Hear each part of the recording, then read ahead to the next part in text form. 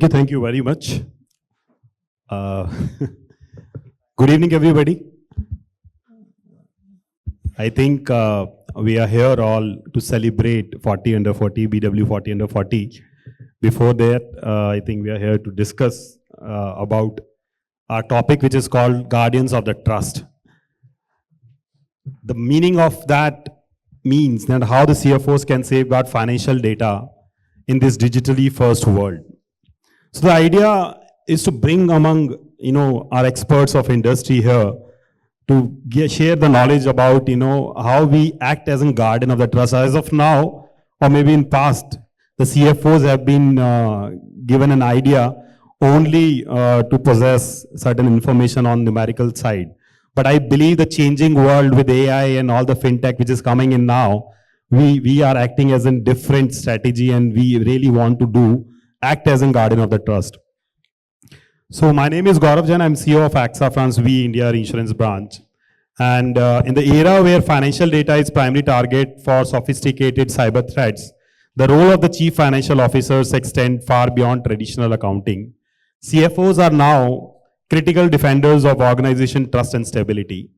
Today, we will explore practical strategies for financial leaders to navigate this complex digital landscape.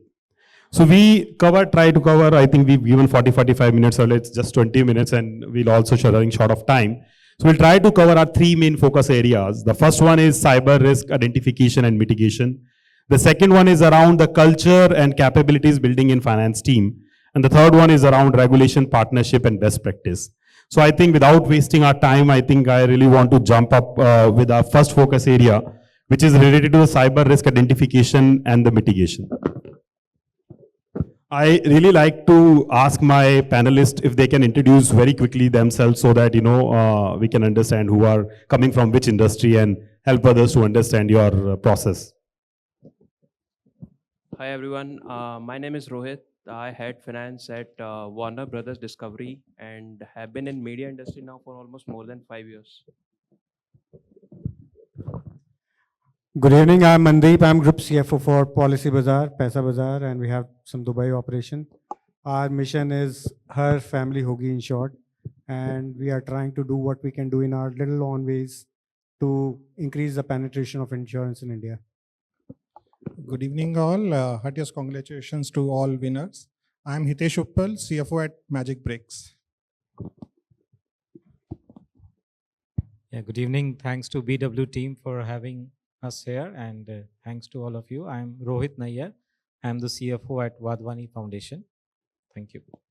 So we have people from different industries here to really talk about the cyber threat risk, the data which is running around today. So let's start our discussion. Our first focus area is cyber risk identification and mitigation. Let's dive into our first segment. In today's landscape, a CFO needs a clear line of sight into potential vulnerabilities. Understanding the true financial exposure in the cultural first step in defense, but translating technical threats into quantifiable financial items is a persistent challenge. So Mandeep, I want to ask the first question to you. The traditional risk assessment often use qualitative metrics like high, medium, low. How can CFO move beyond those metrics and truly quantify and prioritize the specific financial risk associated with potential cyber attacks and data breaches? I think you are into insurance industry. I think understand that well, and I want to ask this question to you. Before I answer this question from insurance industry perspective, which too big a task, risk is always qualitative, right? And the quantification is subjective, or rather judgment, more of judgment. But yet, people like us, like you, who likes number, or rather try to see things in black and white, will force some kind of framework to say, what is the number I'm looking at, right? Having said that, nowadays, risk quantification is not that difficult, and it has definitely moved beyond high, medium, low kind of framework. There are engines or the website right now where you put your company profile and your website, etc., and it will give you the dollar value of risk, right? And this is pretty prevalent in Europe and US. India mein itna nahi hai, but there you can actually get a dollar value of risk. Now the problem is the moment you get a dollar value of risk, what decision does it drive? Sometime it will ask you to focus on some higher value risk, whereas the attack may come from something else, right? So there's a pros and cons of focusing on the dollar value or a quantification. Rather, I will say two suggestions. The way to look at it is look at your domain maturity models, right? Which means how strong your processes are they documented, are they followed, not followed, and how frequently they are reviewed, etc., which basically give you sense in terms of where you are in terms of your risk mitigation strategy. And second, now you ask from insurance industry perspective, the perspective is buy insurance, cyber insurance, right? Risk is very difficult to quantify and identify, specifically in the era of AI. So the better is, seriously, I mean, now jokes aside, some kind of risk mitigation also come from taking a protection where the expert asks you question, the underwriter look at your organization and say that this is the kind of cover you need. It could be 50 crores, it could be 500 crores, it could be 1,000 crores. Now, based on that, you can decide how much you can afford or how much you want to cover. At least that part is there. If you don't have your in-house expertise to quantify the risk in numbers, then this is one of the technique available to you. But what you can always do is like nature of industry. If you deal in personal data of individuals, if you deal in financial transaction, then your risk is obviously high. Any kind of number could be a self, prophecy kind of thing that you want to justify to yourself. But gut feeling, judgment, there's no replacement of that actually. Thanks, Mandeep. I think really put the framework around it, how where you can really do the quantification of the risk. With my experience also, I want to share something about it. I think if you really get into understanding the risk correctly, you can really identify certain financial risks. As you all know, DPDP Act is on the way, and there is a penalty around it. So if there is earlier in India, what you said, maximum penalty 5 lakh rupees, yaar, kuch nahi hota. But now everybody understand what is kind of a risk is there if some data leakage happened on personal information side or anything. So probably, as Mandeep has just suggested, the insurance companies are still averting. I'm being CEO and attending one of, with the chairman of IIDI meeting. He was asking all the CEOs to bring up with a product which is really to cover up the cyber risk in terms of DPDC Act, DPDD Act, but unfortunately, we're still not there to cover it. As globally, we know there are GDPR, there are a lot of things which is there, but in India, we are still not there. We have to really quantify the risk in terms of numbers. Even if it is a single small data leakage, there'll be a penalty, there'll be a cost to it, and we have to identify. Similarly, for example, in EXA, we used to do, for example, what is the risk of not doing some, assignment or some kind of a responsibility given in a contract, you may lose the contract. And that loss of profit is also a risk. So you can quantify things with a different ways and means. So we have to really understand and go deep into it, and then can probably do it. I think as far as the records and transactions are concerned, it's not only the penalty, it's like your customer data. Yes. So there's an annual report of loss of record report. It's an annual report which basically says what a loss of one record of a particular type of industry and company can mean. And then this service is available where you can say that this many personal records I deal with, and they give you a quantification. But this is only a quantification side. See, we have not seen, at least in India, a scenario where a massive breach happened and the business has gone down. Breaches has happened, but yet, as of now, India has a very unique way of coming back and being. But it happened in globally. So globally, we know it happens. The companies can go down if something really happened big. So I think the things are coming up. India is also grooming towards that. So we have to be ready for that as in finance leaders. So the next question comes for you. What do you think? What practical framework should finance leaders adopt to proactively mitigate cyber risk within their operations, rather than just reacting to the incident after they have occurred? So what should we do proactively? So I agree with Mandeep, we can't go with the previous distribution of high risk, low, medium. Definitely this need to be quantified. But what I believe the organization need to focus on a theory called crown jewel, means you need to protect what's important for you. So there are 3 layers in the organization. One is your the main layer, which from where payments are happening. Protect that one, because that's is your cost going out if somebody tap that.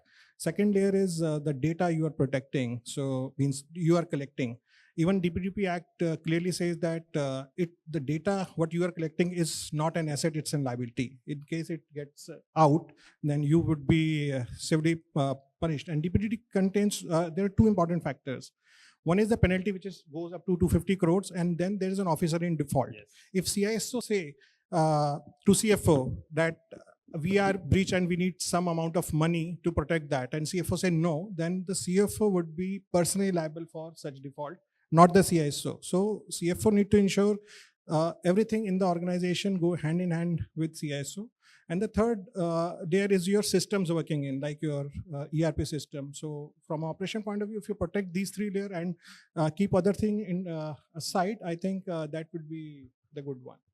I think you are from more in terms of a company which is into internet business. So probably this has always been a big risk for you. So Correct. If we can understand practically, in your business, how you're doing it, I think that will give a better understanding of this question. So one, definitely, even before the DPDP came, there's a draft paper being circulated by the government. So we started, I think, this activity 1.5 years back. We get certain agencies who are expert in this. E&Y, Deloitte, they are working with us on framework of the DPDP compliance and getting the full charter ready. We are not there, but definitely we are working on that. Thank you. Thanks, Hitesh. I think we have understood that, how exactly and how deeply it can impact to a business in terms of if something happened. So I think we have to be prepared before it happens in our business, and that is what is important for the business. Let's go to the second leg of our focus area, where we're talking about, developing the culture among the employees, because I think the employees are the first guardian of it. The colleagues are more important. So I think the question is for you, Rohit. For Rohit Nayyar. The finance function often handles the most sensitive data, payroll, M&A details, banking information.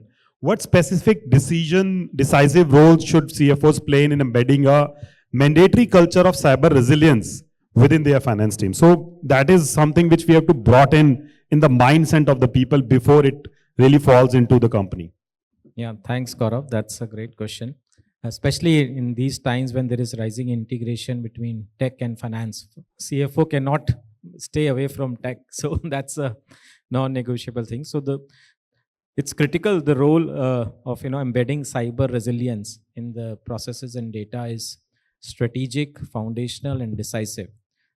It goes well beyond just approving the IT budget for security. The CFO must act as the culture owner and risk steward for the financial data.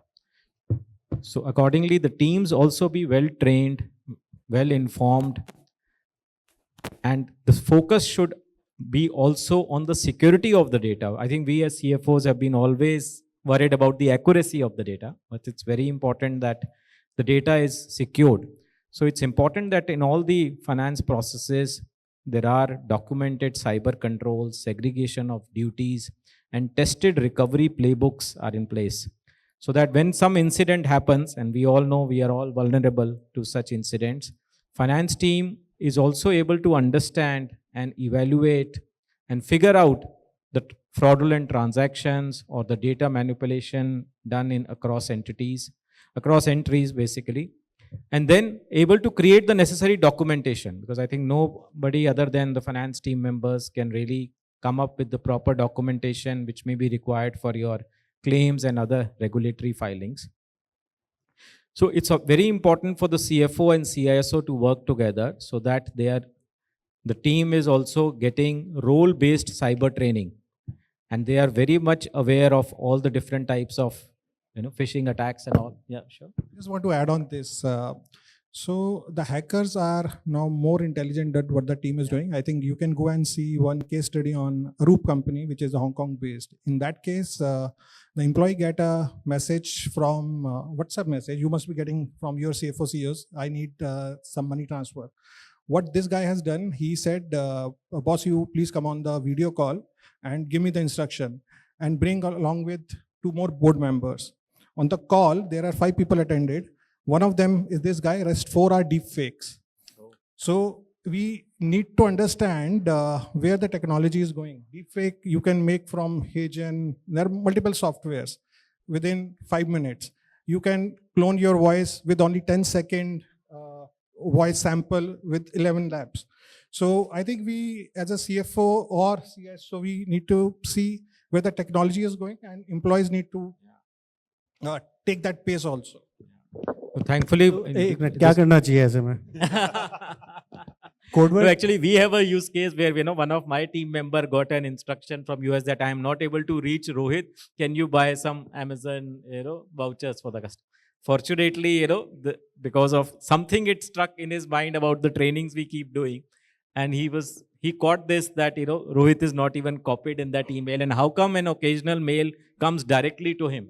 नहीं नहीं वो तो ठीक है but So generally, WhatsApp message came from CEO, Hitesh, I need this. Now, today I got a chain mail where this guy is interacting with CEO. CEO said, I am connecting you with CFO.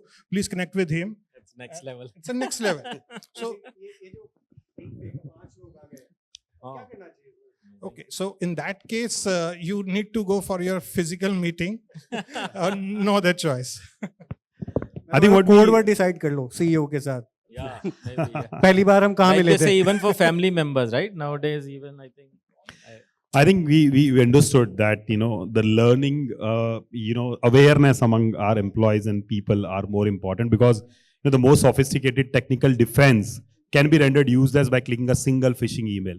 So that's as simple as that. If we are not aware of it, it can happen with anybody. I think that's right. Let's move into our next question with Rohit for you. In situation involving highly sensitive data, time-bound data like M&A deals or upcoming earning reports, what specialized protocols or culture of secrecy must be finance leaders establish to prevent data leak, both accidentally or intentionally within your organization? Yeah, I think I totally agree with whatever has been said.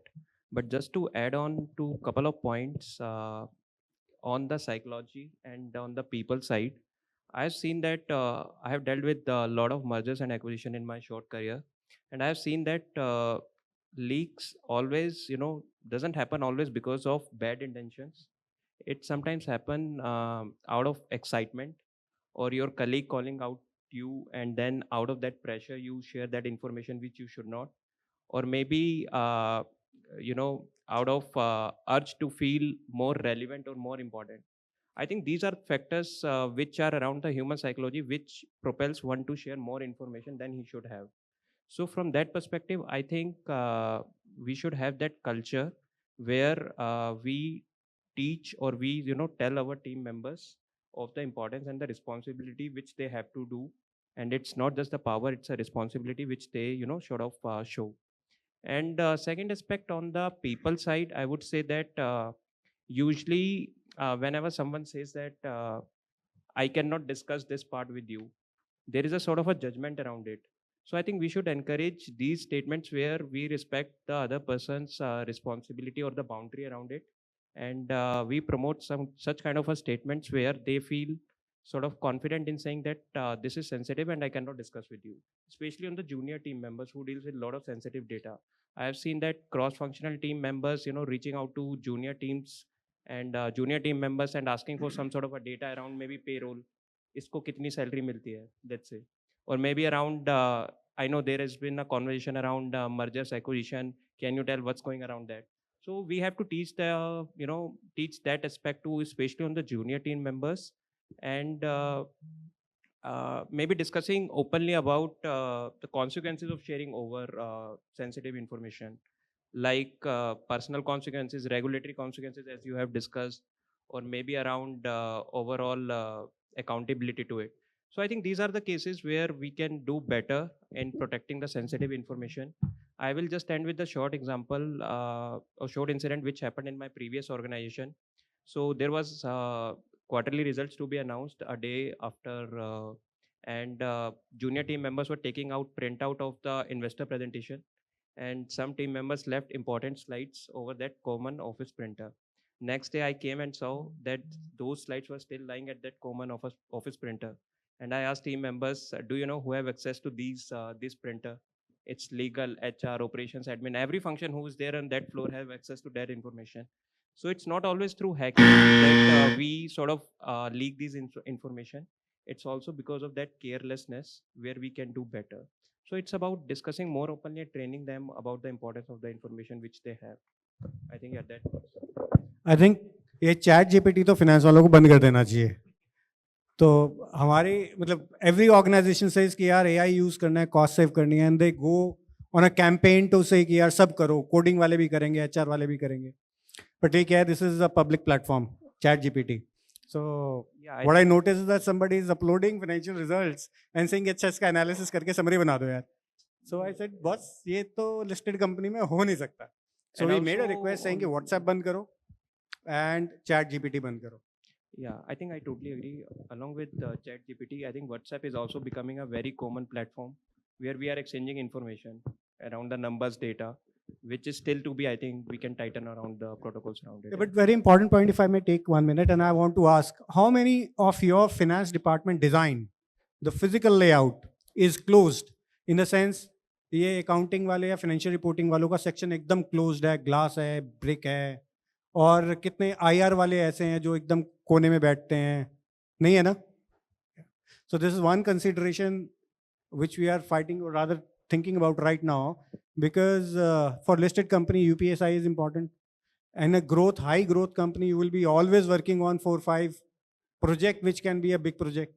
So we are actually thinking क्या करें, दिल से चाहते हैं कि this should be open, but at the same time अगर किसी ने प्रिंटर पे छोड़ दिया तो probably एजुकेशन ठीक है, लेकिन उनका प्रिंटर सेपरेट होना चाहिए. I totally agree, होना sir. चाहिए. Yeah, The separate का मतलब ये है that you have to have a wall, and this goes against the grain of teamwork. So that's a dilemma that we have to Yeah, handle. I agree with you, Mandeep. I think, but more importantly, you can't create walls in nowadays I will culture. take I this think one what point. important is that the learning and awareness. I think we in AXA also do a lot of campaigns in terms of making aware, and it's a regular mandatory trainings which is happening, and very simple things.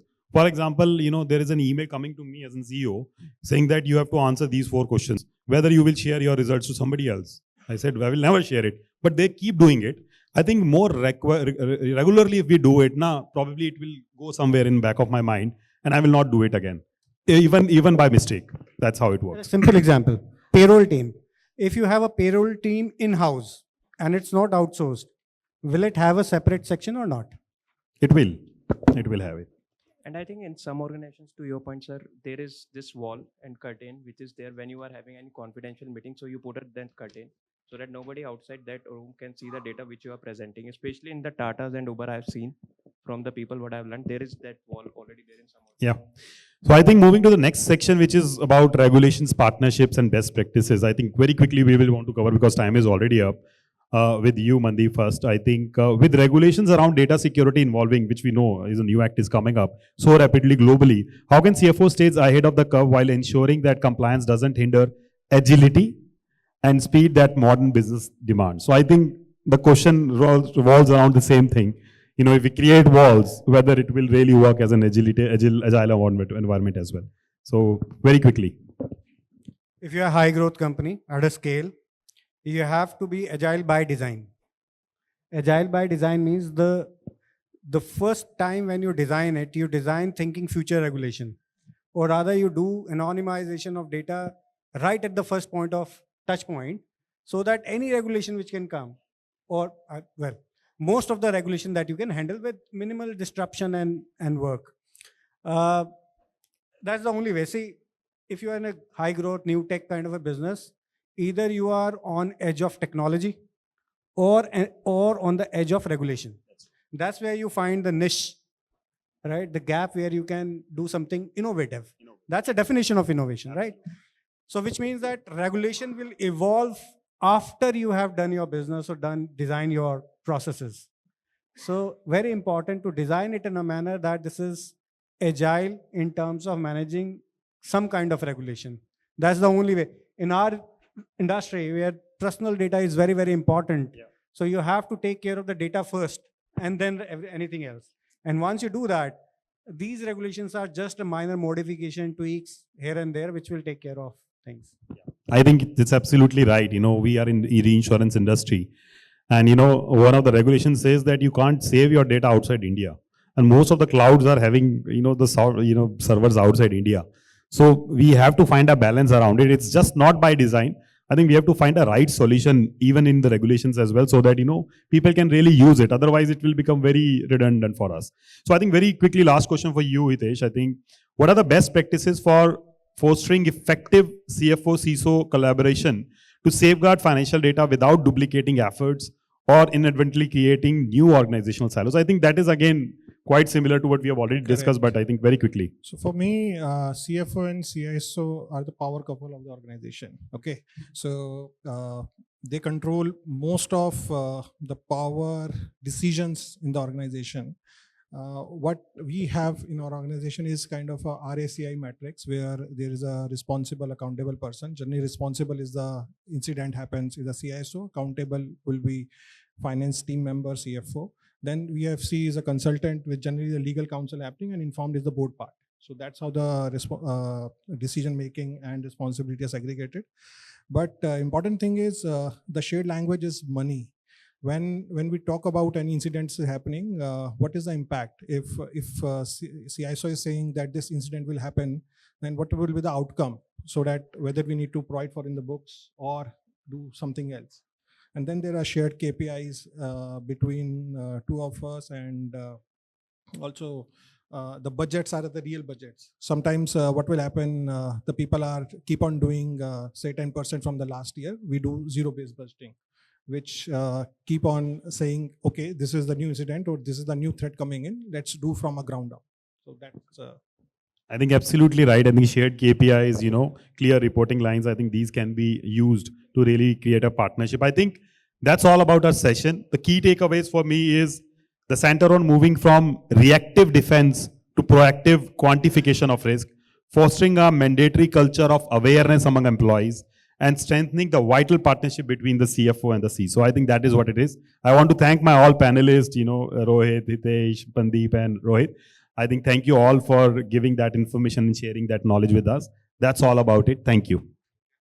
If you have any questions, please, you don't find these kind of a panelists again, you should ask, question if you have anything. Yeah, somebody's there. Can you just throw the mics there? Yeah, one. We'll take one question.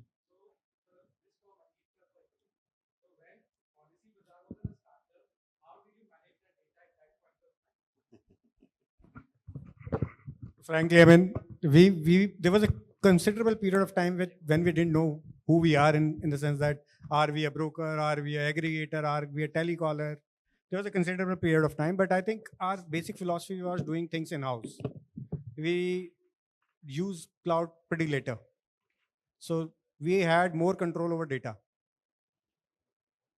There are many phases of this life and many steps that we have taken, but generally, philosophically, we own the data, we kept it with ourselves.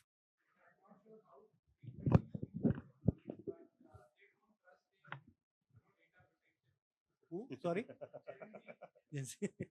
No, they are very actually, they are very conscious in terms of what use this data is being made of. And surprisingly, and the youngster who work with us as well, surprisingly, they're quotient about social issues, ethical, privacy is way too high than our generation. Thanks, Mandeep. One more question. Just one more very quickly, please.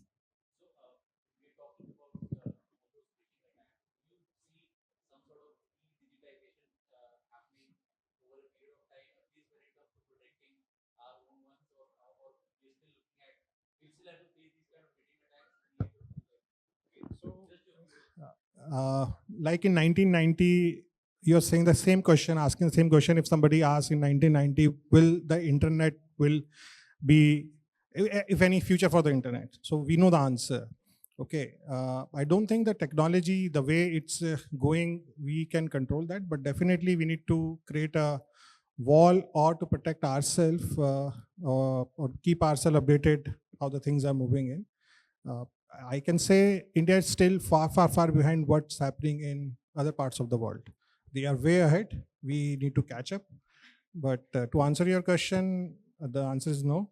We need to be more cautious on our data, and that's why the government is also putting the hefty penalty. Earlier it's 5 lakh, now it's 200 to 50 crores.